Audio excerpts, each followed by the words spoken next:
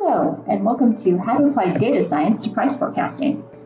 Today I'll be using a simple case of Airbnb listings in the city of Paris, France. Our methodologies.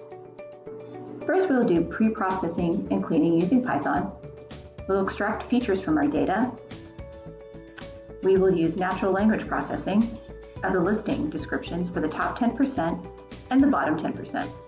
We will also be analyzing our various supervised learning methods using both XG Boost and hedonic spatial modeling. We'll also be using the Shapley interpretations. And we will end with our conclusions and our future analysis. If you're keen on being an Airbnb host or you have rental property, what features are important to travelers? What drives price? Is it walking distance to the top attractions? Is it the rating of the property when you're looking at the listing? Is it other miscellaneous user-defined criteria such as cleanliness and views?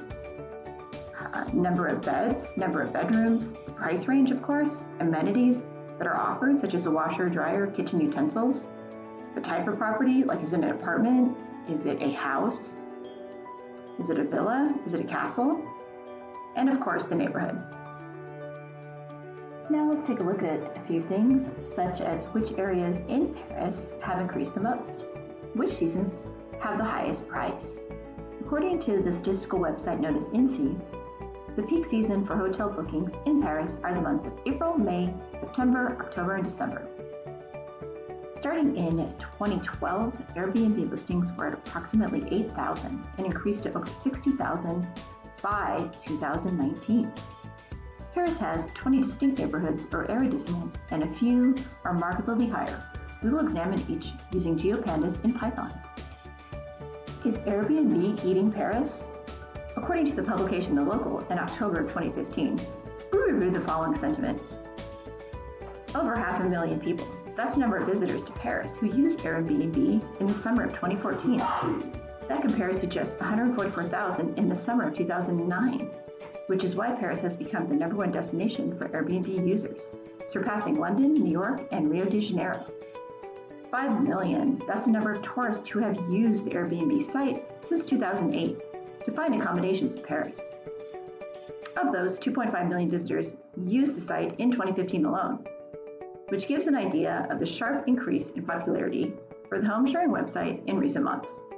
And 50,000, that's the number of apartments available to rent on Airbnb in Paris in 2015, compared to just 4,000 back in 2012. Let's look at our background, our problem statement, and our desired outcomes. The purpose of the study is to figure out the algorithm that is used by Beyond Pricing and other algorithms such as Smart Pricing, which is available for Airbnb hosts at a price. Let's see how each feature is evaluated and what is driving the cost. Let's look again at our background, problem statement, and our primary source of capstone data. In the study, I pulled data from a resource known as Inside Airbnb. This is an independent source that collects Airbnb data from around the world to add data to their debate that Airbnb is increasing rental prices in all the major cities throughout the world. They collect data on a monthly basis. As in any good study, we form our null hypothesis, which is it makes no difference in price for properties that are located near any of the top 10 attractions in Paris. That's my assertion. If this is proved to be incorrect, I will switch to my alternative hypothesis, which is it makes a difference in the price of each Airbnb rental if it is located within 2 miles of the top 10 city attractions. We must import our data in raw format.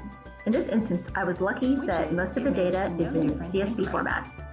I needed to clean my data, perform insights on my data, and then decide which pieces of my data will taste delicious to our model. I will switch to my alternative hypothesis, which is it makes a difference in the price of each Airbnb rental if it is located within 2 miles of the top 10 city attractions. Look at our listing count by neighborhood. Bruxelles-Montmartre contains the highest number of listings. It's not the most convenient part of Paris, I know, because I am a Parisian. You have fewer listings in the more desirable parts of town, including the Élysée and Luxembourg. For our geographical representation, I will apply the Habercy method, which is basically a calculation that uses the great circle distance between 2 points on the Earth, specified in decimal degrees. I apply this formula using both a for loop and a Lambda formula on my geolocation data on each listing. These maps are shown in a video format in the next slide. Hello, I'd like to take you on a little walk through my notebook on Airbnb Paris. I used Folium, which I like very much, to create a count map by area. The red coloring is indicative of entire apartments, and yellow is private rooms, and green are shared rooms. So if I zoom in a little bit, you can actually see the concentrations. There are 17,704 Airbnbs in this area known as Republic. It kind of borders on the 10th, the 3rd, and the 11th arrondissements, or neighborhoods as we call them in Paris. And we have high concentrations where Montmartre is. That is around the 19th arrondissement or neighborhood. And we have a few out in the outskirts of Paris. So if I zoom in a little bit, you can see how they break down in this area, Republic. A lot of people gather here for protest. The cost is pretty low, and we'll see that in another map. If you go to the more expensive areas, there are fewer concentrations of Airbnbs. Like where the Eiffel Tower is. We have Notre Dame, which is over here. I live in Paris now, and I'm moving back to the United States in 2 weeks, so I know Paris pretty well. Eiffel Tower is over here, major attractions, so you have fewer listings. You have a fair amount compared to going over the River Seine over here. So that is our count map of Paris, courtesy of Folium. And the next map I'd like to show you is my little count map, little dot map. Yellow are the majority, which are entire homes and apartments. As you can see, as you go out of the center, particularly this region, it gets a lot less expensive. Look at this listing. This is in, this is, what's this one? Not 60, what was the one for 30? It gets significantly less expensive as you go into this area. The further you go out, the prices drop. Oh, we had one for 20, 40, and that is in Ménilmontant. And then you have the red dots, which represent shared rooms. And you have, of course, your blue dots. And let's look at some of those too, which are your private rooms. So Luxembourg is a little bit expensive. They have a beautiful park over there. Palais Bourbon, very popular, a lot of listings in fact. And then if we cruise this area over here around the Élysée, La Tour Eiffel, the Musée d'Orsay, and a lot of the major museums, it gets to be a lot more expensive actually. Okay. And next we have a very decluttered map, which will give you average prices by area. The Élysée, a lot of the major attractions, your average price is $241.11. And Palais Bourbon, that's the average price in Palais Bourbon, is $174.26. And again, as you go out, it gets significantly less expensive. A popular area is Butte Montmartre. They have the Montmartre is there. It's a church on a mountain. It's a very significant relic here in Paris. Everybody's been there if they've been to Paris, most likely. There's a high concentration of Airbnbs in this area, so and the area is not very well kept, so the price is a little bit lower. And we have the opera area, which is very convenient for transportation, and that has a higher average price right away. And my last map with varying shades of New Mexico. Reds are listings by neighborhood, the number of locations and their percentage of the total. So again, this is our highest concentration actually is in Butte Montmartre, and we have 6,590 listings, 11.7% of the total. And then we have Popincourt with 5,698 listings, 10.1% of the total. And we have fewer listings in the more expensive areas. Élysée is the most expensive area, and there are just 1,473 listings, 2.6% of the total. And I mentioned at the earlier part of my paper that there are approximately, it's like 1,419 Airbnb listings per square mile in Paris. So it's a densely populated city. So that concludes my little tour of my maps, courtesy of Folium. To start exploring my data, there are numerous errors you have when you're importing data from random sources. The first one I look at is the minimum nights that are required to make a listing, and also the highest cost per night for an Airbnb listing in Paris. And I discover that we have a few listings that are over $5,000 per night.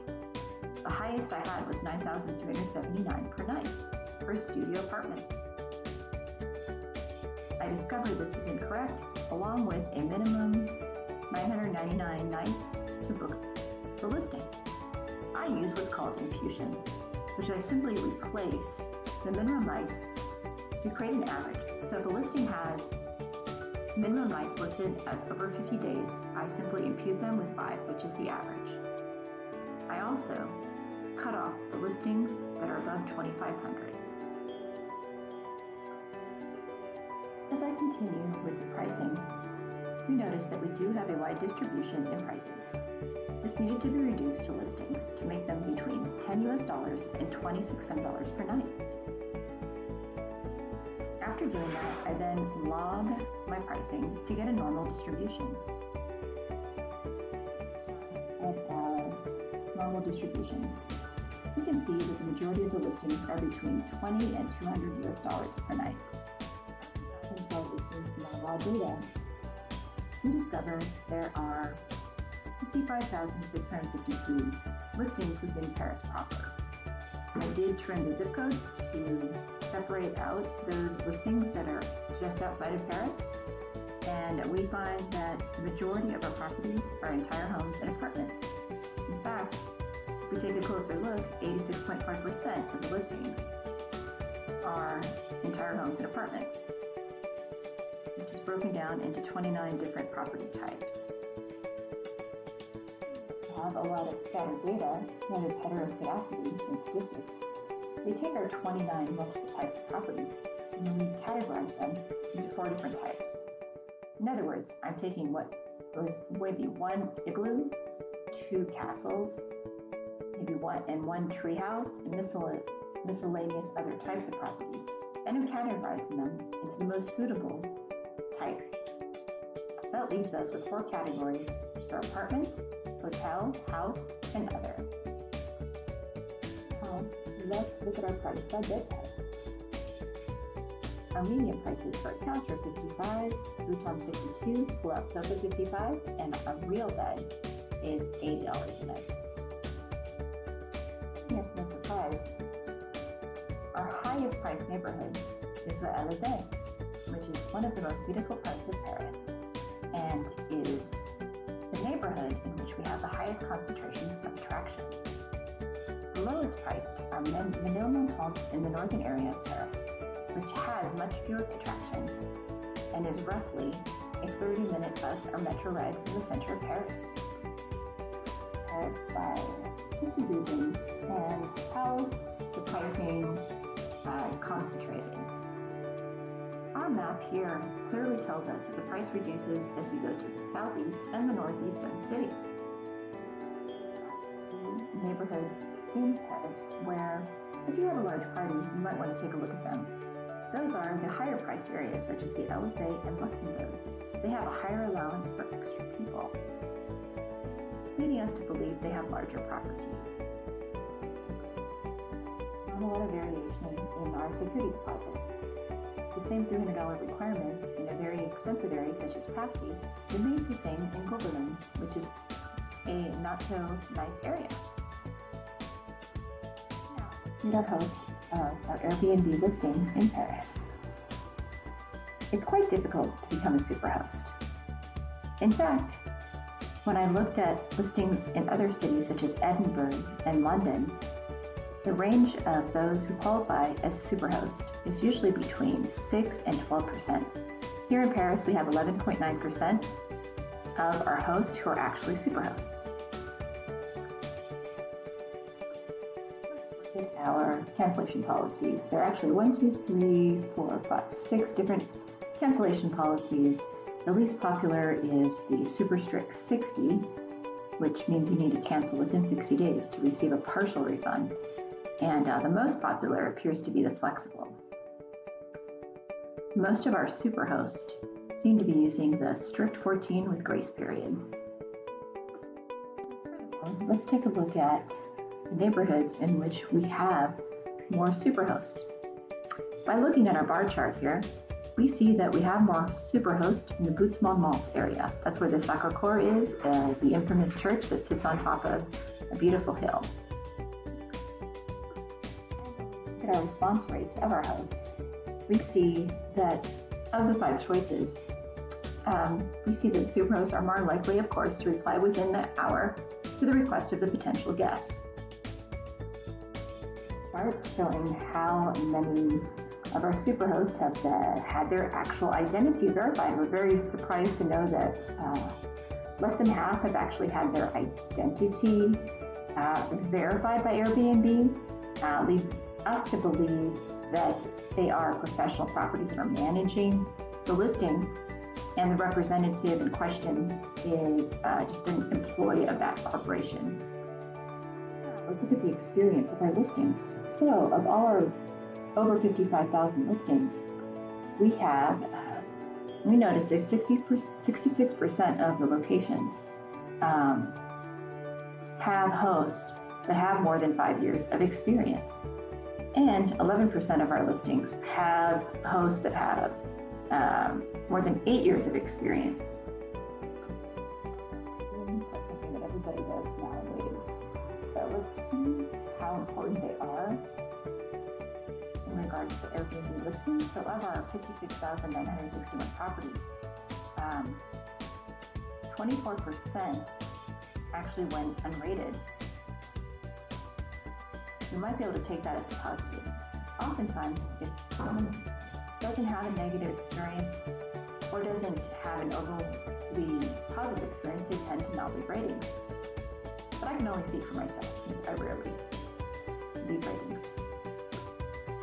For exploration of our data, we noticed 6 of the 6 cancellation policies, more favorable cancellation policies that correlate with higher ratings, the strict 14 with grace period, and the moderate cancellation policy, as described in this slide.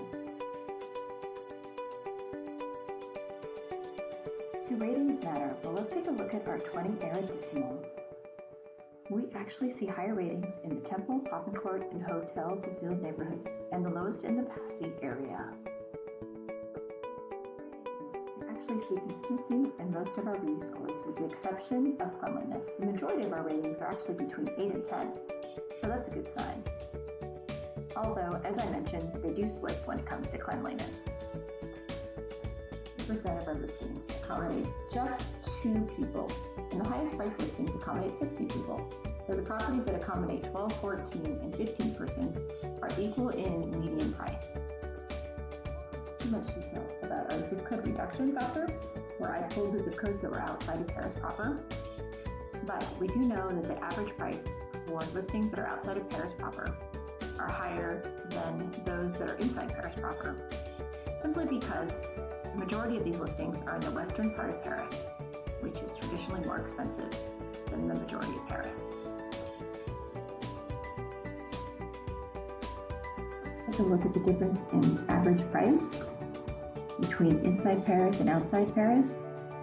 If we look at your average price for outside Paris, it is $147, while inside Paris is $110.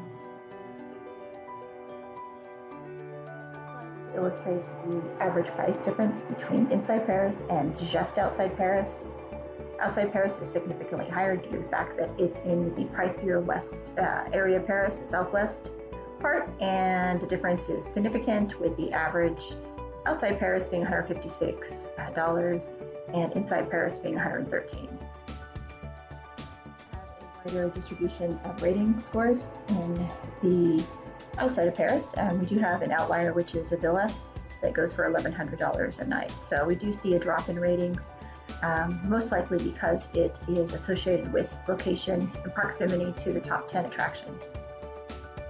Have higher concentrations of stronger ratings inside Paris, of course attributed again to the proximity to the top 10 attractions, and outside of Paris we have some higher percentage of lower ratings overall.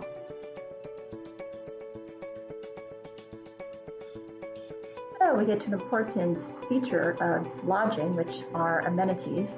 And in Airbnb in Paris, we had over 178 that were offered. Some of them were rare for Europe, such as a drying machine for clothes. What's offered, so it doesn't actually make a difference in amenities.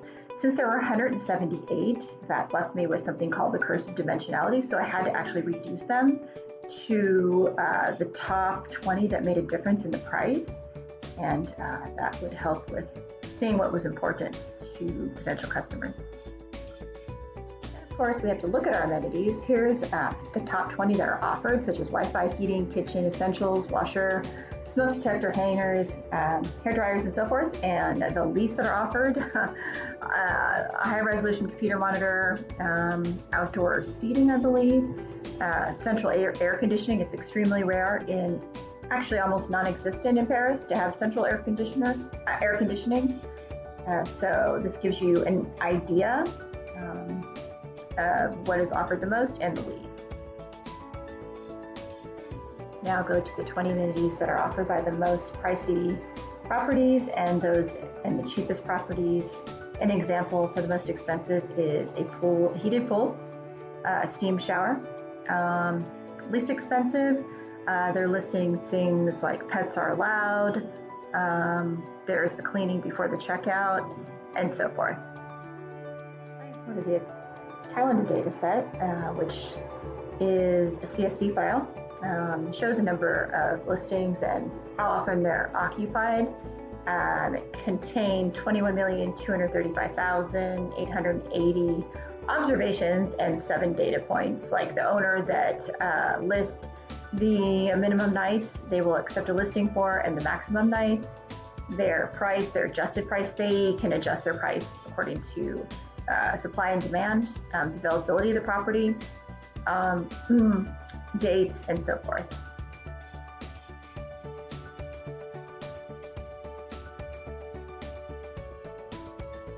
So I aggregated my prices by month, and I found an overall average of $119 with very slight increases in September and slight decreases in April. I found the median price to be $85 per night and decreases in April, May, July, and August.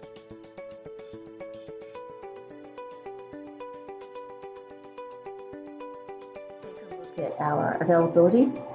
Interesting thing about Airbnb listings in Paris is the majority of the listings are not available 365 days out of the year. That would be a whopping 67%. I saw the inverse of this in the Seattle Airbnb listings. And also the maximum number of nights. It's due to legislation in 2016. If you own another apartment in Paris, you're only allowed legally to rent it out 120 days per the year. So if we see a lot of those on the market for more than 120 days and it's an independent building, it might be against the law. This is a method I use to analyze the amenities just to verify their relevance and decide which ones are actually worth retaining in our data set. Like how many of the listings actually had a full kitchen, a washer dryer, heating, 24-hour check-in, Wi-Fi, and so forth.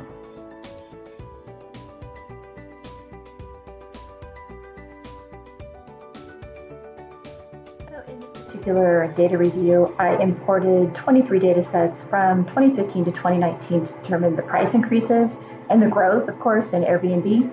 And we do notice immediately the growth of Airbnb locations since 2015, from 35,428 to 66,212 in September 5th of 2019. This is 115 increase in just 4.5 years. I understand this particular line chart is a little bit difficult to review since it has 20 lines, which represent 20 neighborhoods in Paris. You can see, you got to look a little carefully that 3 of the neighborhoods, to include Butte-Chaumont, Opera, and Entrepot, have had 50% increases since 2015. The first model I decide to feed my data in is known as the spatial hedonic price model.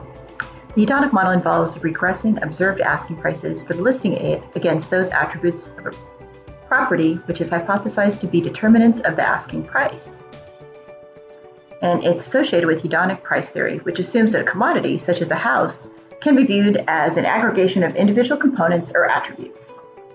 So that is the first model that I'm going to feed my data. It uses a conventional OLS model for hedonic price estimation that will include spatial and locational features.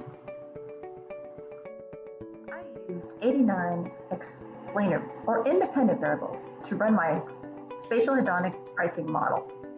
My results came out as a validation root mean squared error of 0.1637 and a validation R squared of 0.598, which is below average. We want our validation R squared to be between 0.70 and 100. 100 means all my explainer variables are in line with what was observed.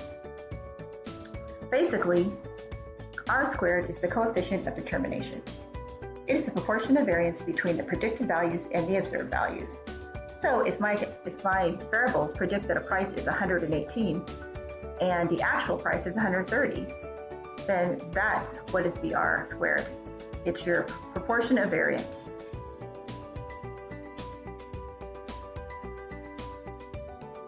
Look at our feature report and which of our independent variables have the most impact on our price. Of course, we noticed that the number of accommodants was number 1, the property's availability to be booked within 60 days, and review scores for check-in and location, along with washer and dryer, were the top 5 most important. XG Boost, let's dive into it. XG Boost. It's becoming more and more popular as time goes on. Well, if we want to put it into a nutshell, feature importance provides a score that indicates how useful or valuable each feature is in the construction of the boosted decision trees within the model. The importance is calculated explicitly for each attribute in the dataset, allowing attributes to be ranked and compared to each other. XG Boost parallelizes the sequential processing of generating trees. If we can imagine in a random forest, we're going sequentially to build our trees, whereas XG Boost is working in parallel. They work in parallel to determine the importance of each attribute. Now, in my first run of XG Boost, I used default parameters, and my results were only 0.62 R squared. And remember, we talked about this before. It's the proportion of variance between the predicted values and the observed values. I decide now to use the existing parameters and do some tuning. We have the number of estimators, which is the number of trees that you want to build. I chose 200. Our learning rate, that's the rate in which our model learns and patterns the data. After every round, it will shrink the feature weights to reach the best optimum value. I choose 0.1. Our maximum depth, that determines how deeply each tree is allowed to grow during any boosting round. I choose 6. And also the percentage of features used per tree. I choose 0.7. And gamma specifies the minimum loss reduction required to make a split. I choose 0.2. How did I decide on the numbers? I've run something known as a CV grid search. That will do a search through your data, divide it up, and determine the best parameters for your model. After I tuned my model, I ran my variables through again, and I received improved results with an R-squared validation of 0.67, which increases the accuracy of the coefficient of determination, which is the proportion of variance between our predicted values and our observed values.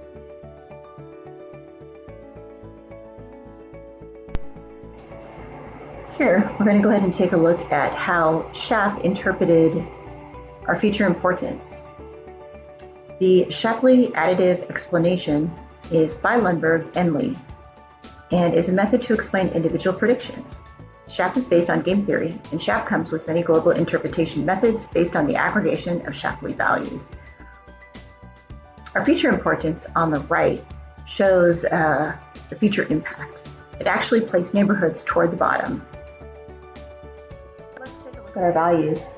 We fed our independent variables or explanatory variables into the Shapley model, and here we have red that indicate higher feature value and blue that indicates lower feature value.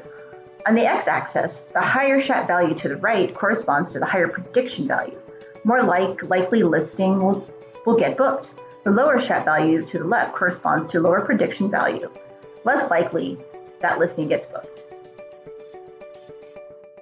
These three results are what is known as SHAP force plots. If we look at number 1, we notice a couple of things. We have features in red that push the value to the right and features in blue that push the value to the left, with a combined output of 3.7. Our base value or bias is at 3.014. Therefore, the effect of the top feature is quantified on the prediction with local accuracy. This particular Airbnb listing has a number of feature values which determine its price, the most important being accommodates, self-check-in, and availability within 90 days that contribute to its outcome. The price of this listing is $150 US, and if we take the log base 5 of 156, we get 3.13, so we are close in our forecast, as shown to the right. I repeat this process for 2 other listings.